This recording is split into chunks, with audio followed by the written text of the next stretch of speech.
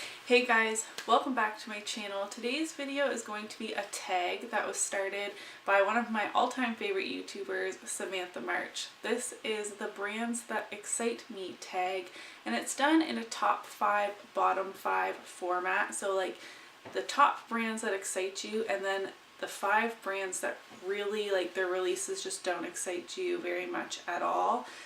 I took a ridiculous amount of time to try and figure out which brands to put in here, and I feel like I have some like controversial ones. Samantha March and I have some similar ones in like the same category, but also some that are flipped, which I find really interesting. Let's start on the negative. I feel like that's what a lot of people are doing so that we can end on a positive note. Now, within the bottom 5 and the top 5, they're not ranked within those.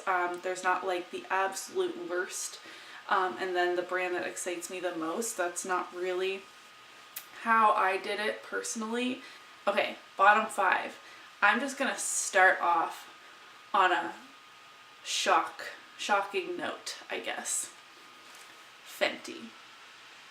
Now, looking at their line, there's actually quite a few products that I feel like could work for me, or I want to try, especially their highlighters, the lip gloss, things like that. But I don't know why I'm like this, but I am so anti-hype. And I've always been this way. When I was in late elementary school, Crocs were all the rage. Never owned a pair. Coming into junior high, Uggs were all the rage. Never bought a pair. Like, I'm just so, anti-hype. And I feel like the moment that Fenty released, I had like a bit of a bad taste in my mouth. Not only because of the hype that the release got with the foundation shades, especially 40 shades at that time, was incredible. I just don't even really understand where the hype came from beyond like giving her a round of applause, sure. But then if you didn't like it, if it wasn't for your skin type, it was like, sorry, my computer is having a meltdown. If it didn't work for your skin type, which has nothing to do with your skin tone, it was like you were bashing the release and what it stood for. But 40 shades. And it's like, great. But it still doesn't work on my skin. And ever since then, it's like she still gets the same hype with every release. And I just don't get it. Like, a new shade in the lip gloss. Like, okay, she releases like one shade at a time every few months. Those are just my feelings on it. I get a little weird. It's one of those brands that have super loyal followers to the point where they're just way too aggressive for me, and it makes me back off from the brand. Morphe. Morphe releases too many eyeshadow palettes, for starters, which is kind of funny considering brands that are in my top 5. But too many palettes that look the same. And their quality is like the Jaclyn Hill Morphe palette, everyone says is like one of the best palettes ever made. People love the James Charles palette, but then anything else is not so great. But if you have a Morphe code, you're pushing it. I have a few Morphe products, and I don't think I love any of them. I have some of their brushes. They shed so bad. Like, I think my Morphe brushes are the only brushes that I own that shed that much, which is absolutely ridiculous. I don't have the Jaclyn Hill palette. It's been one of those palettes that has always been like on my radar. Maybe someday I'll get it. Oh, if there's a good sale, but then I never actually pull the trigger. I've never actually bought it. There's a lot of neutrals. Yeah, there's that little corner of colors. The reason I don't purchase it is because I have similar shades, but I still have it on my radar and on my wish list because I want to try that formula that everyone says is so good for it being a relatively inexpensive palette. And now Morphe does have a Morphe Canada website, so you don't have to pay like all these customs charges and stuff. And they also have a select few products on Sephora Canada's website, so it's more accessible to me now as well. But just too many things look the same. I don't like the pushy codes. Their brushes aren't very good. Everything I've tried hasn't really been that good, so they don't excite me. Too Faced. I really just don't like where Too Faced is going. Like, what are you doing? They seem like such a confused brand to me. I have a business degree, and Too Faced just comes off as a very confused brand to me.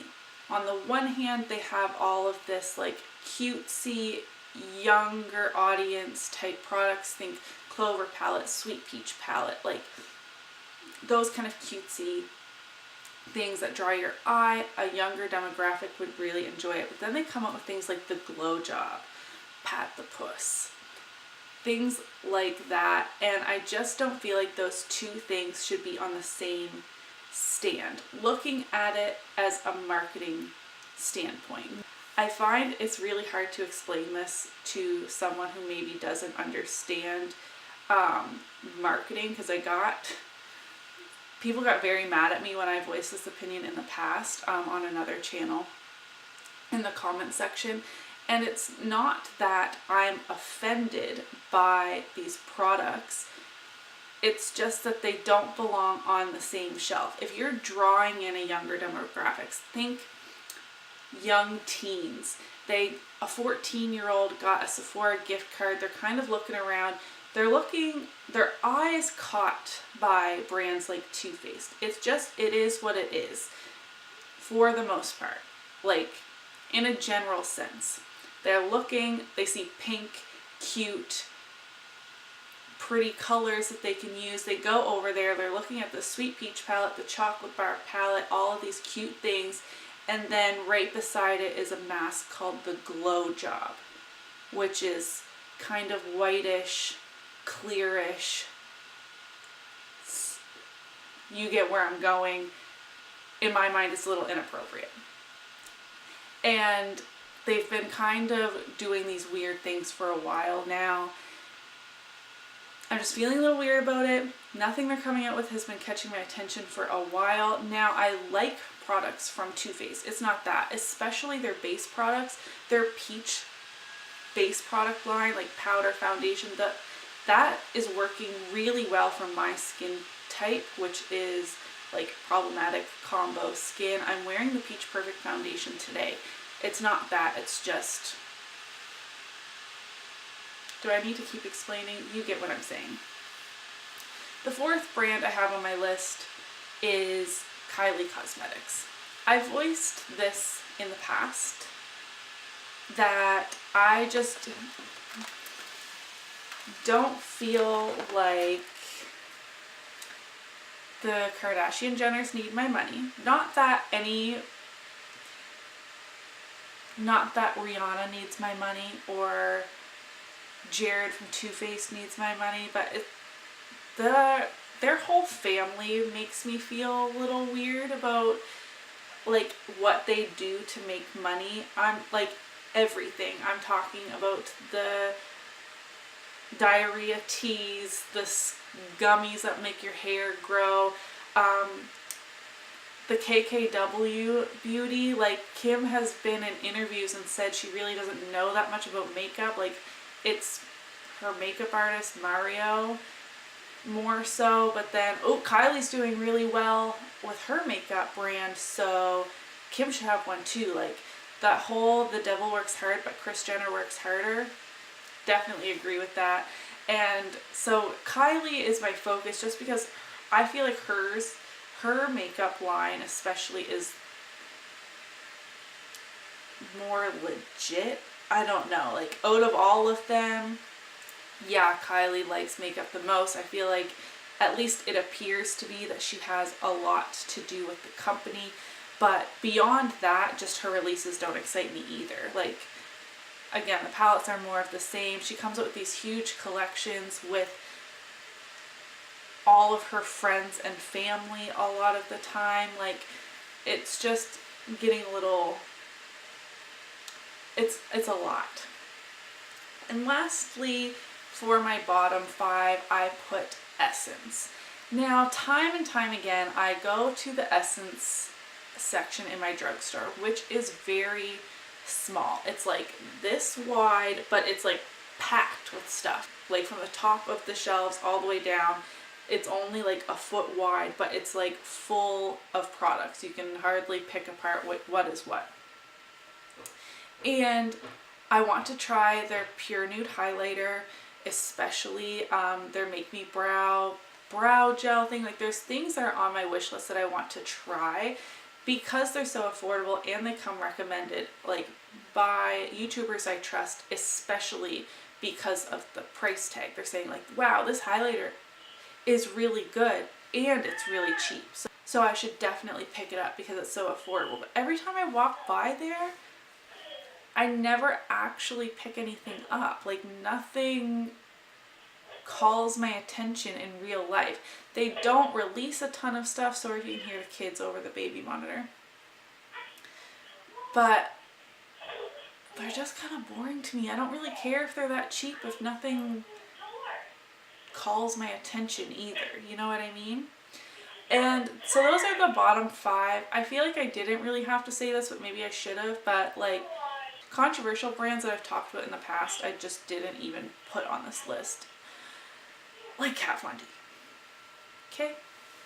Alright, let's switch gears a little bit and talk about my top 5 brands that excite me. So when they release products, I'm always looking at it, deciding if I should buy it or not. I am on a low buy this year, so I'm not actually buying a lot, but their releases just always catch my eye. And first up has to be ColourPop.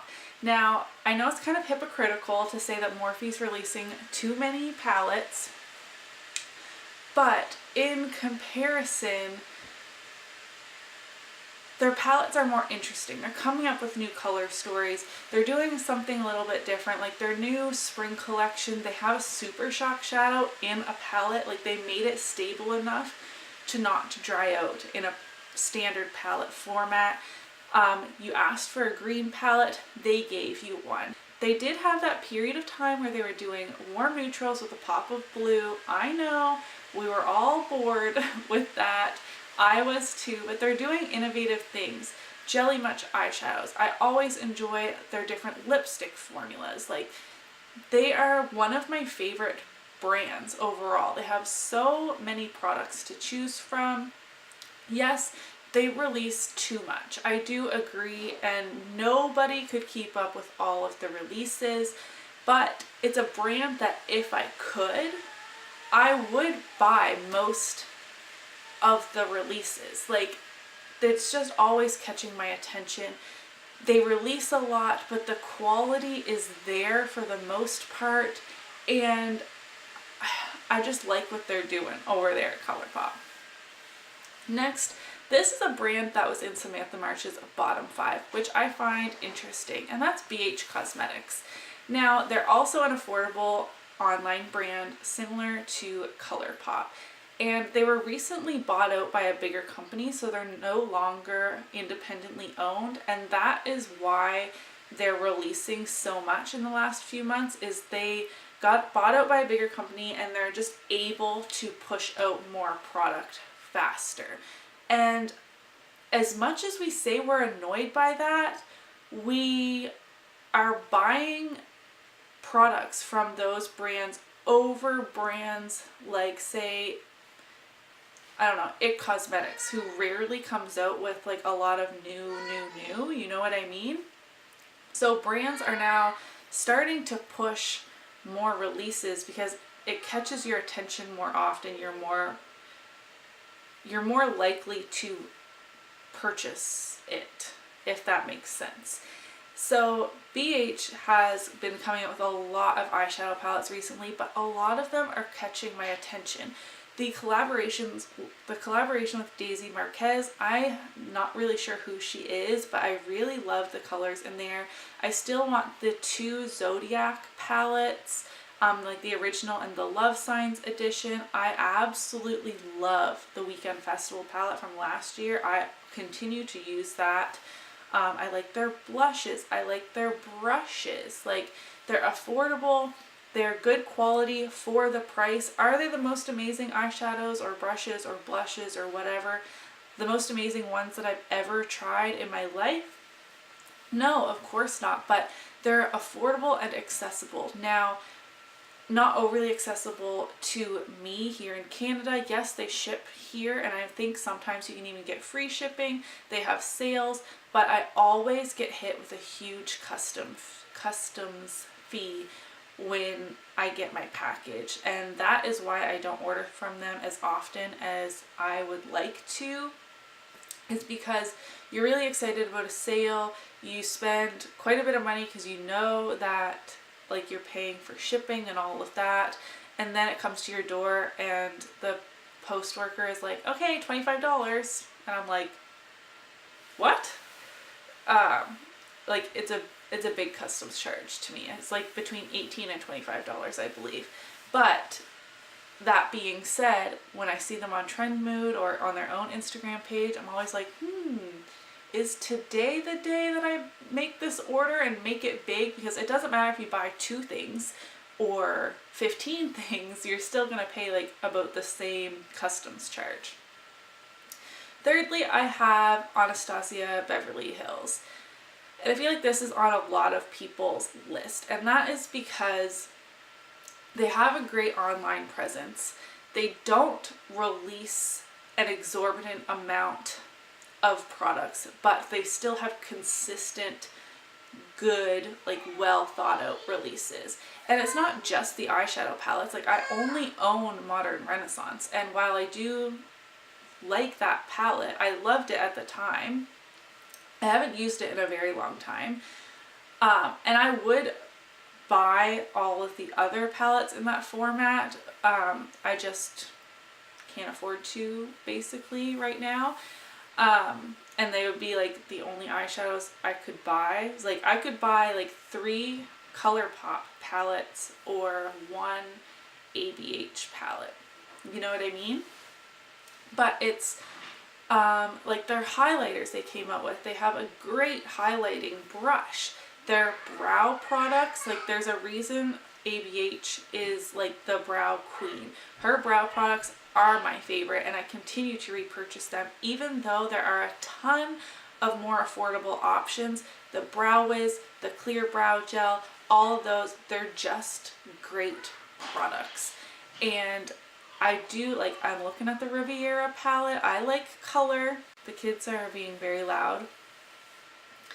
But just, they have really smart releases, and I like that. Fourth, I have Milk Makeup. And I don't think I own anything from Milk Makeup. They just have really innovative packaging, I think, is the main part of that. Like when they first came out, it was like the blur sticks. Everything was in these cute little stick things.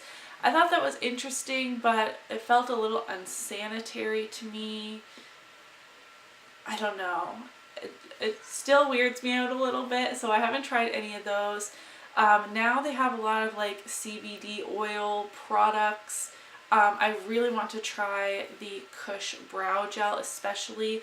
Their Hydro Grip Primer they just released has a really cool packaging on it. That caught my attention. I still want to try their foundation and setting powder. Like, they have a lot of things that I have my eye on, but I've never actually purchased from them. And lastly, I threw a skincare brand into the mix, and that's Ulla Henriksen.